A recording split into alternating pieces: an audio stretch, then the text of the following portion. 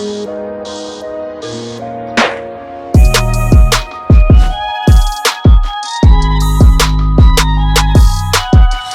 mass on that right side, double splits.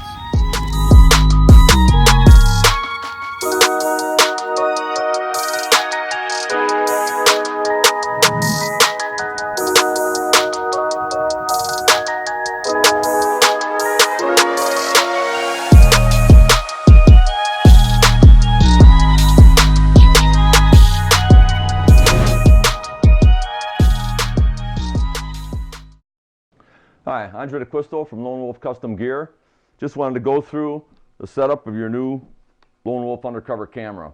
When you receive your camera, there's going to be a few things inside.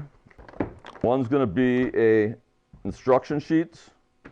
There's going to be a belt assembly. There's going to be a couple buckles for your belt. Along with your camera, you're going to have two clips that are retained on the back portion of the ball and socket joint. You're going to have to assemble those with this strap that came in. Also, you're going to have one bracket system going to come with your camera. There's going to should be two screws and a wrench. These screws and wrench are for emergency purposes, so if you're out in the woods, you can't get a strap around a tree, you'll have what you need to get your bracket or your camera attached to a tree. And let's get right into assembling the strap assembly. What you're wanting to do with your strap assembly is the buckle portion, you're going to cut off 6 inches. Okay, once you cut your straps, get yourself a lighter and just burn the end so you don't have any unraveling webbing. Again, you're going to take your ladder lock, thread through it. You're going to go through your buckle system. So once you have your assembly together on both sides, now you're going to want to take the other end of your strap and thread it through this buckle. This will allow you to have a quick attach to your camera in the field where you're not having to thread through the camera all the time. So this is your assembly. 2 ladder locks, 2 quick clips, and your adjusted buckle in the middle. Again, this assembly does not have to be taken apart once you get them together. Okay, your first step is going to be then to remove your battery pack out of here and load it with batteries. We suggest that you use the Energizer Lithium. They handle hot weather better, cold weather, and they have a lot longer life than alkaline types. So you're going to load all your batteries up. You want to make sure that you have your directional right of your battery. If your camera doesn't fire up, chances are you got one battery flipped. Once you load your batteries in there, you can drop that in. If you're going to use a spare card, it's a good time to put one in here before you do. If you're not going to use a spare card, we suggest that you put a little piece of tape over that hole or take an old card just to leave it and leave that hole sealed up. Now, one thing you should realize is that the ball and socket on here is kind of stiff to start with, okay?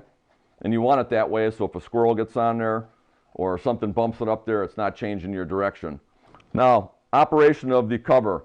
There's a rubber cover over the whole camera for insulating, but there's 2 little plastic clips that remain on the side. When you're opening and closing your camera, you just want to hold it like this and put some pressure on those 2 spots and evenly pop it open. And the same with your covering it, just make sure it's seated completely down so you don't have any problems with any ant infestation. Okay, so now that we have our camera all set up, we got our batteries loaded in the right direction, cards all in place, we know how to use our bracket system, we know how to open and close our cameras. Let's talk about the interface here a little bit.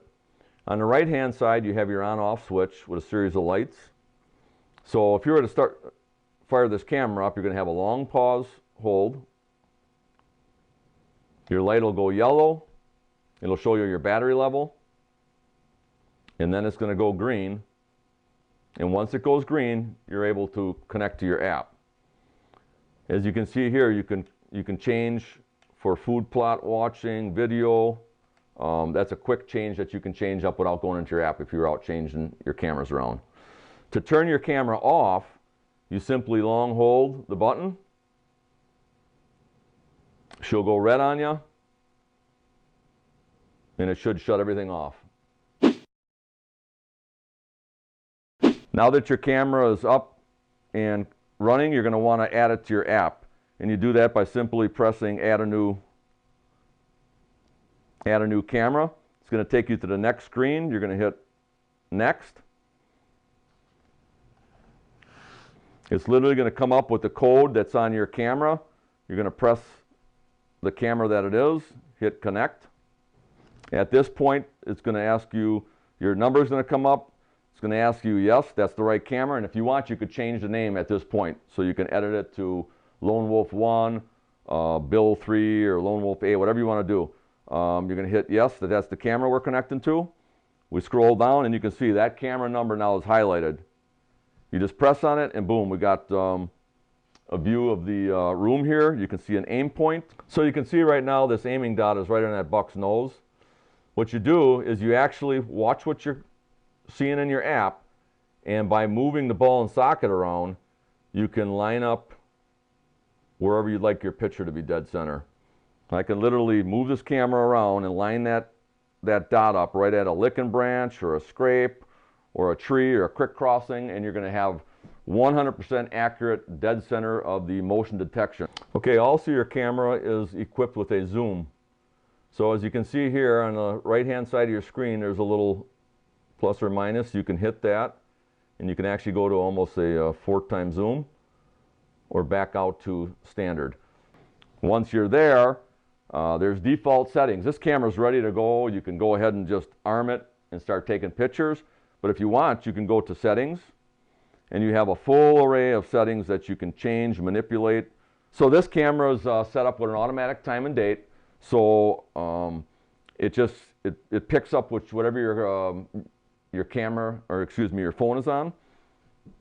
And like when daylight saving times comes, your old cameras, you got to go out in the field and change all those times. No more of that. It's already set for you. Okay, you have a compass on here, shows you the direction out in the field. You got your Wi-Fi signal, your battery level on there. We went over already your little zoom button, and then you also have a quick button that could take you to your maps. It'll give you an aerial photo of right where you're at. You can actually, let's go to camera here. It'll have to disconnect you from the Wi-Fi for a short time, so it'll bring up the area where you're at. And you can see right now we're at the farm. I can put tree stand locations, border lines, camera sites, scout pins, so you can get creative with each camera. Okay, a couple ways to retrieve your pictures. You can go and retrieve the card, just take the card out and bring it to your laptop, or you can go into this icon in the lower left, and literally all the pictures that are on your card will be shown here, and you can identify which ones you want to save and drop into a buck profile, or all the pictures you want to download. So we just downloaded them. Now, if you get out of your camera system and you go back on this lower thing here, you got My Media, Buck Profiles, Maps. You can retrieve all that information right at your fingertips here.